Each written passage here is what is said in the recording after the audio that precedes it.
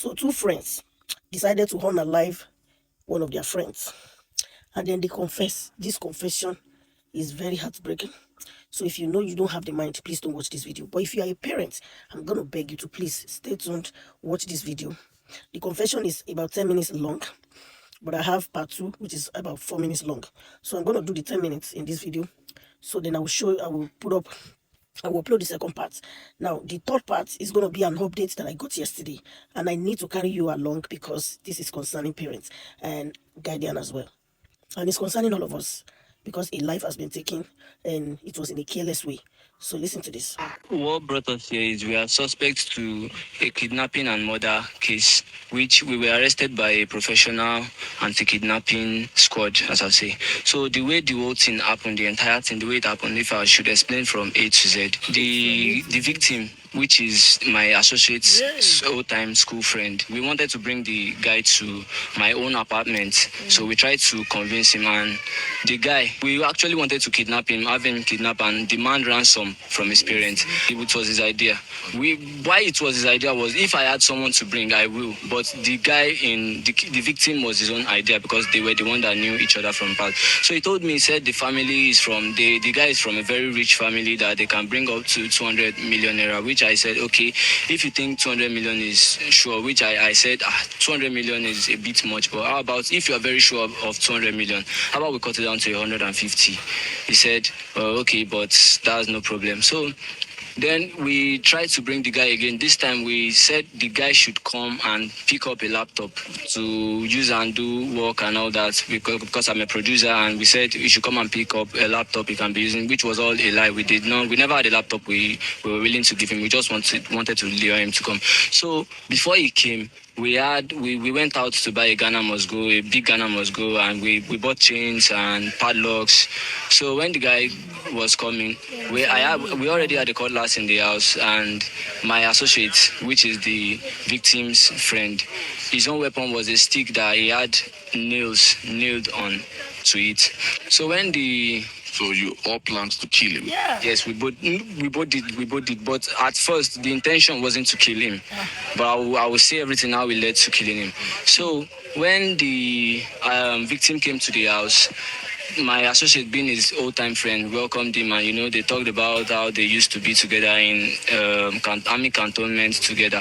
So while they were talking, myself and my associate, we were chatting on WhatsApp, talking about how we would make everything go right that day. So myself and my associate agreed that I should go inside, and our music was playing. We were playing music, loud music that day. So myself and my associate agreed that I go inside and bring out our weapons, which mine was a cutlass and his was a stick that had nails on it.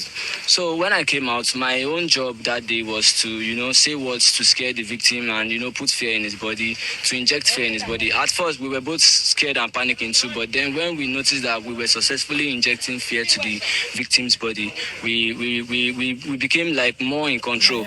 And then I started saying words like, there's a way you behave and act that you leave this place successfully, and there's also a way you act and you never leave this place. We were, and then when I told the victim to sit on the ground, which he did. And then his old-time friend, being my associate, told him to sit down.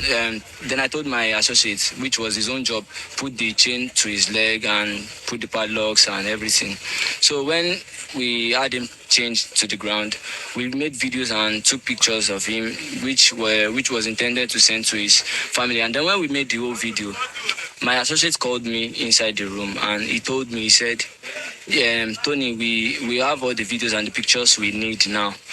But as I mentioned, this guy is a friend of mine from long years back, and he knows me, he knows my auntie, he knows everything about me, he knows my family, which if we let him go, he will definitely bring his people to and that will leave a trace to him.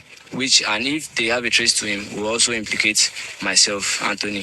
So he said we should silence him, which means we should kill him, that we should not let him go. So now when we've said, okay, that's thoughtful, and then he said we should go and kill him. Then we both went inside. Then he turned the light off. That's my associate. Then after he turned the light off, I went to the back. I went behind the victim and I held him from behind him. I choked him, and then I held him to around a minute. And I was feeling tired already, but he was still alive. But I was feeling tired, so I told my associate, that is the victim's friend, to hold him, to continue the choking, to hold him. So when he did, and the guy, we noticed that the guy is quiet already, which he was confirmed dead. So we had rope, which we used to tie the victim because he was too heavy, because he's not someone we can just lift and dispose. So we decided to tie him and put in the Ghana must go back we bought earlier. So how were you able to put him in the Ghana must go back? Yeah, we had him tied, like we fold him and tied him so that he will fit in the bag. So when we successfully put him in, it wasn't easy putting him in the bag, but we did because we were two. So we were able to put him in the bag and zip him. And then when we did that, we planned on, we thought of a few places we can go dispose him, which we said we are not very familiar with this place. If we go there, we don't know, maybe we might meet securities or people like that. So we said we should go to a more familiar road that we already know. So when we agreed on a place that we are more familiar with, so myself and my associate, we lifted the bag and placed it on my associate head, and then he lifted the bag and took it outside our compound. That is the entrance. We had no gate, so he took it outside. That was around, I'm not very sure of the time, but I'll say with the way the weather is, I'll say. Who is this associate?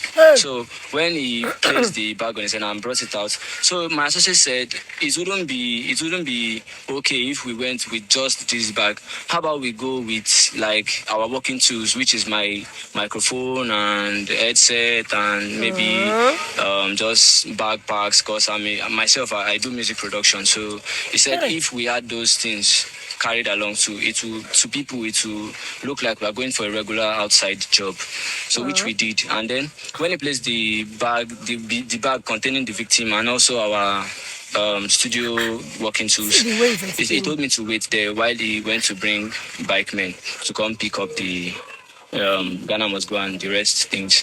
So when he went out there and he brought 2 bikes, and then we both lifted the bag containing the victim. We lifted the bag and placed the bag on the bike, making sure that it doesn't touch the bike man's back. So as we placed the bag on the bike, we left a space in between the bag and the bike man, so I could sit in between the bag and the bike man, so I can just try controlling the bag while he drove off. So when he was riding the bike off himself, that is my associate, he took his own bag, and which were containing just clothes and not really anything, and my microphone stand, and so making it look like we're going for an outside job.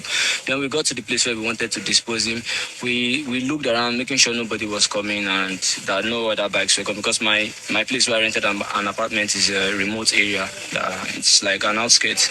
So when we got there and we watched carefully, making sure nobody was coming, when there was nobody, we dragged the bag into the bush and unzipped it and poured out the victim there.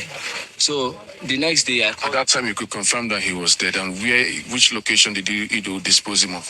What time? I'm not sure of the time. But I should say around 8, 9, 10 p.m. Yeah. So when we disposed him, we poured him out of the bag, and then we took the sack and put it inside one of the bags we were carrying, and we returned it back home. So the next morning, I called my dad and said I was coming to his place, and I told my dad to send me 15,000 naira for transport that both of us can get there, because his family and my family, they lived in the same area, because we were born and raised in the same area, so our families are not far from each other. So we went back home. So we hold on. How about the money, the ransom? I'm getting there. So after he told us, because he assured me that this family is a very rich family and they could provide up to 200 million, which I said, that is a long money, but if you are very sure, how about we cut it to 150? So when we got to Ikorodu, being our family's place, I called the victim's family with the victim's number. And then I told them I was driving, because that night they were calling the victim, like trying to ask him where he was and all that. So, but I didn't pick. But when I called, I told them I didn't pick because I was driving to Bayelsa. I told them I was driving to Bayelsa, which was all a lie. And then when I told the person I was driving to Bayelsa, then I demanded the ransom of 150 million, which my associate told me they were able to provide. That was when the victim's mother picked the call. So she begged us and was like, okay, how about she brings 50 million? So immediately she said, how about she brings 50 million? My associate ended the call and told me, and he said, didn't I tell you this family is so rich? I told you they were so rich and they could provide this money. But why she said 50 was because maybe she doesn't want to go far at first. She just wants to, maybe pricing and all that. So I said, okay. He said they can, let's not worry. Then I called again, but this time was the victim's sister, telling us that our mother only made mention of that 50 million out of fear. That when someone asks you for 150, that how can you possibly say